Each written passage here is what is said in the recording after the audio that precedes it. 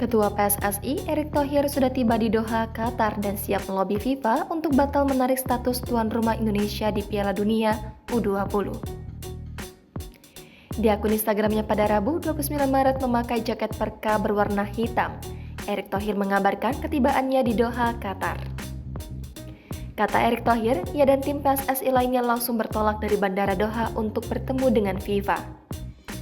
Erick Thohir memastikan bahwa PSSI sudah siap untuk bernegosiasi dengan Qatar.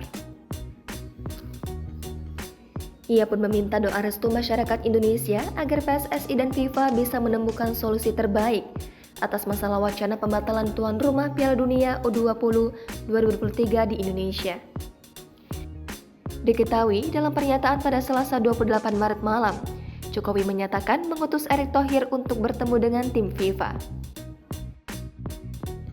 Erick Thohir diminta memastikan pelaksanaan Piala Dunia U20 2023 di Indonesia kala muncul penolakan terhadap Israel. Setelah berangkat dari Jakarta pada Selasa malam, Erick direncanakan bertemu FIFA di Qatar pada Rabu 29 Maret siang.